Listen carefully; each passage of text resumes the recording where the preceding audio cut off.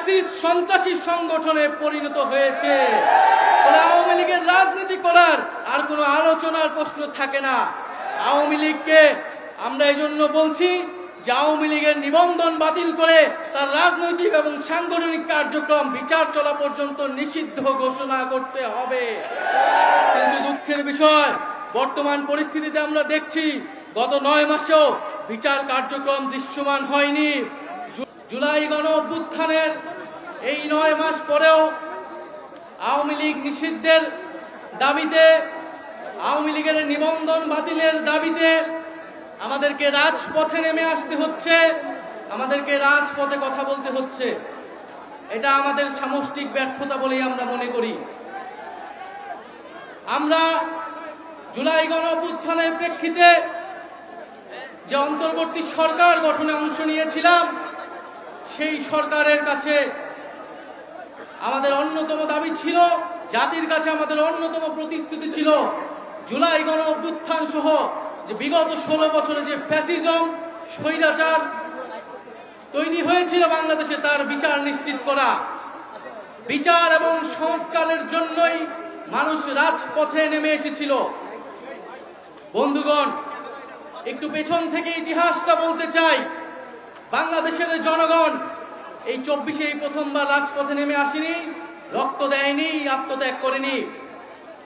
ইতিহাসের বিভিন্ন পর্যায়ে বাংলাদেশের জনগণ রাজপথে নেমে এসেছে, জীবন দান করেছে, শাহাদাত বরণ করেছে।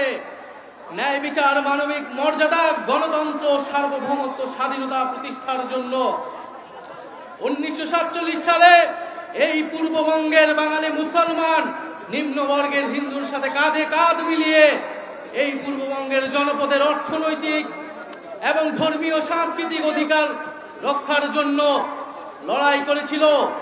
সেই লড়াইয়ের ফসল হিসেবে আজকের বাংলাদেশের সীমানা আমরা প্রতিষ্ঠা পেয়েছিলাম। যদিও সেই সময় আমাদের লড়াইয়ের গন্তব্য ছিল সমগ্র বাংলার অখণ্ডতা কায়েম করা, কিন্তু কলকাতার ব্রাহ্মণ্যবাদী জমিদারদের ষড়যন্ত্রের কারণে সেই রাষ্ট্রকল্প আমাদের ব্যর্থ হয়েছিল। ফলে আমরা পাকিস্তান রাষ্ট্রে সাময়িকভাবে আশ্রয় নিয়েছিলাম। কিন্তু বন্ধুগণ, দুঃখের সাথে আমাদের সেই 47-এর আজাদির স্বপ্ন লুট হয়ে গিয়েছিল খুব অল্প সময়েই। পাকিস্তানির শাসক গোষ্ঠী এখানে বাঙালি জনগোষ্ঠীর ভাষা, সংস্কৃতি এবং অধিকারের উপর হস্তক্ষেপ করেছে এবং বাঙালি জনগোষ্ঠীকে তার ন্যায্য অধিকার থেকে বঞ্চিত করেছে বারবার। ফলে এই বাংলাদেশের সকল ধর্মের মানুষেরা আবার ঐক্যবদ্ধভাবে 71 সালে অস্ত্র ধরে হাতে তুলে নিয়েছিল এবং একটি রক্তক্ষয়ী জনযুদ্ধের মাধ্যমে বাংলাদেশের স্বাধীনতা এবং সার্বভৌমত্ব প্রতিষ্ঠা করেছিল। কিন্তু আবারও দুঃখের সাথে 71-এর পরে এই 72 সালে আমার সোনার বাংলার স্বপ্ন এই মুজিববাদীদের হাতে বেহাত হয়ে গিয়েছিল।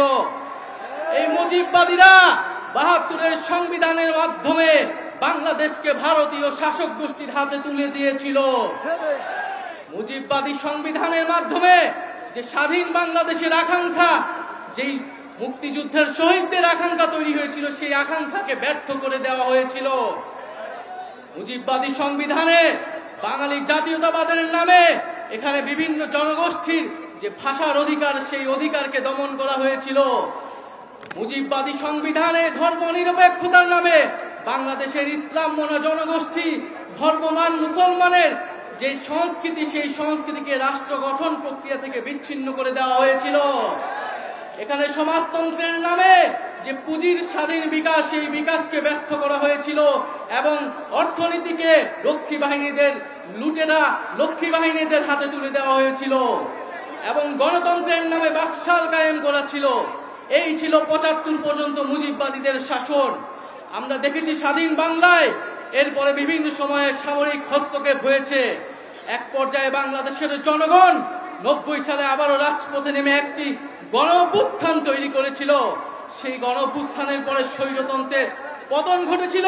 কিন্তু দুঃখের বিষয়, 30 বছর পরে বাংলাদেশের জনগণকে আবারও গণতন্ত্রের প্রতিষ্ঠার জন্য রাজপথে নামতে হয়েছিল। কেন নামতে হয়েছিল? কারণ গণ অভ্যুত্থানে যে রাজনৈতিক দলগুলো যে প্রতিশ্রুতি দিয়ে ক্ষমতায় গিয়েছিল, সেই প্রতিশ্রুতি তারা রক্ষা করেনি। 90-এর গণ অভ্যুত্থানকে যারা গণ অভ্যুত্থানে অংশ নিয়েছিল, তারাই ব্যর্থ প্রমাণ প্রমাণ করেছে। ফলে রাজনৈতিক দলগুলোর সেই নেতৃত্ব বাংলাদেশের জনগণ মেনে নেয়নি। বিগত 16 বছরেও রাজনৈতিক দলগুলোর, ফ্যাসিবাদ বিরোধী দলগুলোর নেতৃত্বে জনগণ রাজপথে নেমে আসেনি। বাংলাদেশের জনগণ ফ্যাসিবাদ থেকে মুক্তি পাওয়ার জন্য রাজপথে নেমে এসেছিল ছাত্র জনতার নেতৃত্বে। বন্ধুগণ, বিগত 16 বছর গল্প আমরা সবাই জানি। বিগত 16 বছরে আওয়ামী লীগ কিভাবে ফ্যাসিজম কায়েম করেছে, কিভাবে স্বৈরতন্ত্র কায়েম করেছে।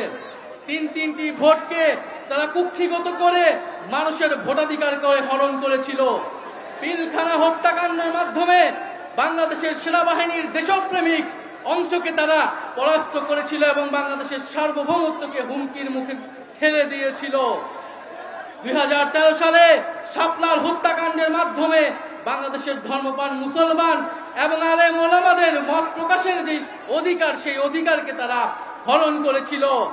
এছাড়া ধারাবাহিকভাবে কোটা সংস্কার আন্দোলন, নিরাপদ সড়ক আন্দোলন, মোদী বিরোধী আন্দোলনে তারা হত্যাকাণ্ড এবং দমন পীড়ন চালিয়েছে। সর্বশেষ জুলাই আগস্ট মাসে ছাত্র জনতা তাদের অধিকারের জন্য যখন রাজপথে নেমে এসেছিল, সেই জনগণের উপরে তারা এই দেশের পুলিশকে দিয়ে, এই দেশের সেনাবাহিনীকে দিয়ে, এই দেশের বিজিবিকে দিয়ে গুলি চালিয়েছিল। আওয়ামী লীগ কোনো রাজনৈতিক দল নয়, আওয়ামী লীগ একটি ফ্যাসিস্ট সন্ত্রাসী সংগঠনে পরিণত হয়েছে। আওয়ামী লীগের রাজনীতি করার আর কোনো আলোচনার প্রশ্ন থাকে না। আওয়ামী লীগকে আমরা এই জন্য বলছি যে আওয়ামী লীগের নিবন্ধন বাতিল করে তার রাজনৈতিক এবং সাংগঠনিক কার্যক্রম বিচার চলা পর্যন্ত নিষিদ্ধ ঘোষণা করতে হবে। কিন্তু দুঃখের বিষয়, বর্তমান পরিস্থিতিতে আমরা দেখছি গত 9 মাসেও বিচার কার্যক্রম দৃশ্যমান হয়নি। জুলাইয়ের শহীদ পরিবার এবং আহতদের যে রাষ্ট্র দায়িত্ব নেওয়ার কথা ছিল, তাদের যে মর্যাদার জীবন নিশ্চিত করার কথা ছিল, সেই নিশ্চিত করতে পারেনি এই অন্তর্বর্তী সরকার। এবং আমরা দেখছি দুঃখের সাথে যাদেরকে গ্রেফতার করা হচ্ছে তারা জামিনে মুক্তি পেয়ে যাচ্ছে, বিভিন্ন জায়গায় মামলা বাণিজ্য করা হচ্ছে এবং বিভিন্ন রাজনৈতিক দলের আশ্রয়ে আওয়ামী লীগ তৃণমূলে পুনর্বাসিত হওয়ার পরিকল্পনা করছে।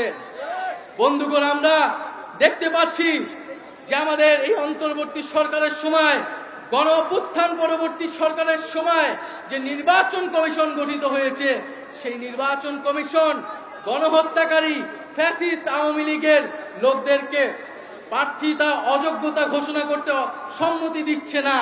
তারা বলছে যে এটি নাকি রাজনৈতিক সিদ্ধান্ত। নির্বাচন সংস্কার কমিশন সুস্পষ্টভাবে সুপারিশ করেছে, যারা গণহত্যা করেছে, যারা লুটপাট করেছে, যারা ফ্যাসিস্ট আওয়ামী লীগের সাথে জড়িত ছিল, তারা কোনোভাবে আগামী নির্বাচনে অংশগ্রহণ করতে পারবে না।